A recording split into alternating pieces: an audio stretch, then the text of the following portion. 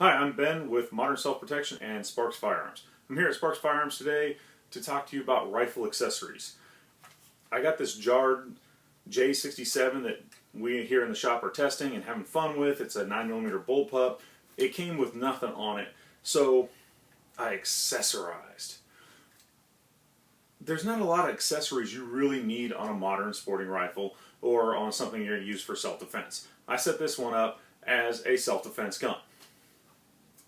So, and that's the intended purpose of this one, so I wanted to use it that way. Law enforcement, military, you can take this as a base of what you guys need to accessorize your rifles too. Hey, first off, I got a sling. You got to have somewhere to put a rifle if you need your hands. So this is a 2-point sling. There's a ton of them, 1 point, whatever. You can wear it however you want. You need a type of sling, and I prefer a combat sling where I can use the rifle, ditch it, and go to my handgun if I have to, or I can just put it like that and use my hands to open doors, help people, whatever I need. And I can also just shove it all the way around my back or over my head, and we used to call it Robin Hood style, like a bow, just to get the rifle out of the way. If I need my hands and I have my rifle, where am I going to put it? If you put your rifle on the ground, I can tell you from experience, that's a horrible, horrible idea. Military, you guys probably know what I'm talking about. Some of you have put rifles where you shouldn't have, and yeah, ask some of them.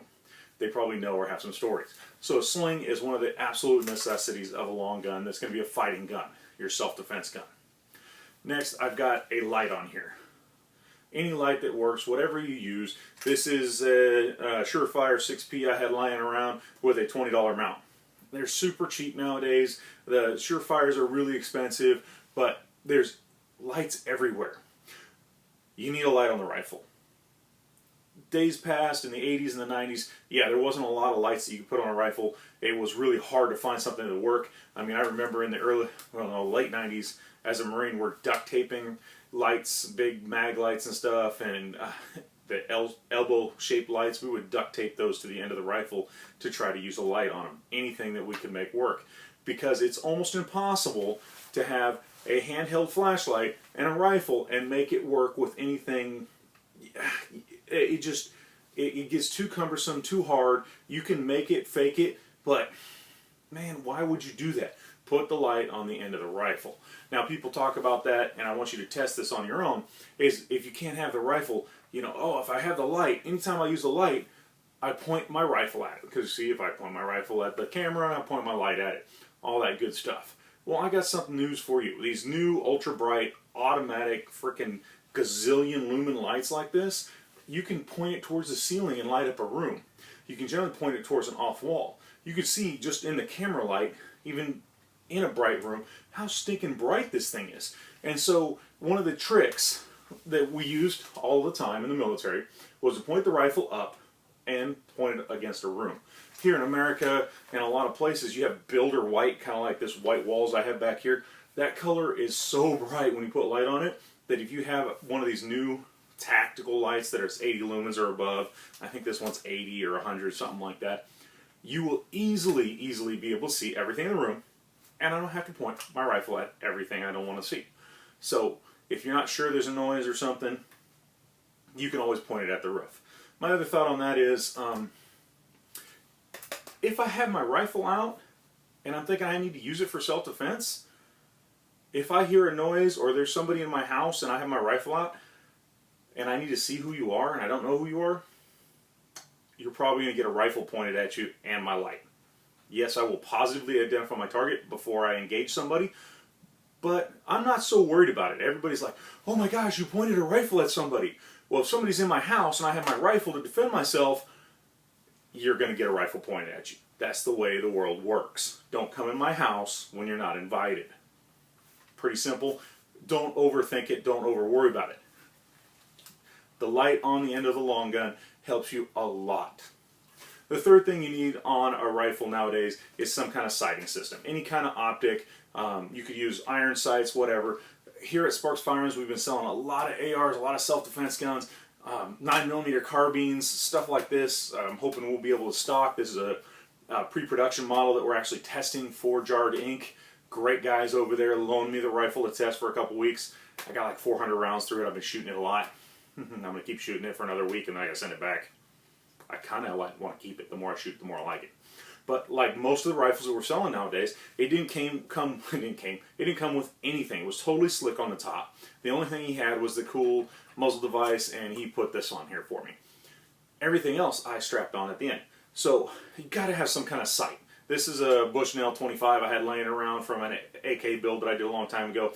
It's just a dot sight. It works. Whatever you're going to put on there, you got to put it on an optic or a sight or even hard sights. On this one, because I had them laying around too, I have 45-degree offsets that I put on the rifle that are iron backups. I think anytime you use a lit reticle or something that has a battery that can fail, a la dot sight, you should put some hard irons somewhere as a backup. And I bought these for a rifle build I'm doing, and I want to use a actual reticle, and I want the 45-degree offsets because I didn't want to have to move the sight. When you're using, this is, you know, obviously non-magnified. If I use a magnified reticle, anytime that I change ammo, I'd have to zero both of them. So if I wanted to change ammo, I'd have to pull the optic off, flip up the irons, sight them in, flip them down, put the optic back, and re-zero the rifle. This way, I'm cheating. I can change from ammo to ammo, zero whatever I got on my optic, and then zero my irons on the side of that. That was a long discussion of why I have two of them. But anything that has a battery like this, hey, double up.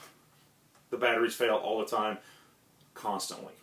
But even then, if you just had an optic that dot sight like this on there, you're way ahead of a lot of people. I don't know if you guys remember when the terrorists attacked the recruiting stations and the reserve center. A lot of the guys went out to help them out and defend them and be security guards. I saw guys walking around with ARs with no sights on the top of it, AR pistols, all sorts of like crappy guns with, and it's only a crappy gun because there was no sighting system on it. You got to have something. So today's rifles, you're going to have to buy some stuff. You're going to have to accessorize. Very few come with everything you need. A sling, anything. This is a Magpul MS3, my favorite sling. It works as a 2-point or a 1-point sling. I love it to death. I love 2-point slings. Got to have a light. Got to be able to see what you're shooting at. The 4th firearm safety rule: know your target, what lies beyond. Gotta do it. And then you need some way to hit what you're aiming at. The big advantage of the rifle is how precise I can be over longer distances over a handgun.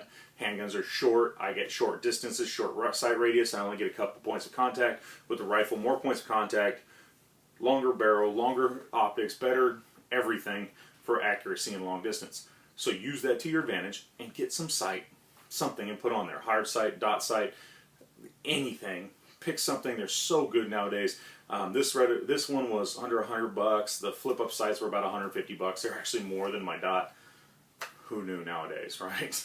But the dot sights are so cheap, go get something. So you need those things for your long gun. Go get them. Go use them. Go train with them. Test what I'm talking about with the lights, and test a bunch of different slings until you find the one you want. Thanks. I'm Ben with Sparks Firearms and Modern Self-Protection. Go check us out at sparksfirearms.com or modernselfprotection.com.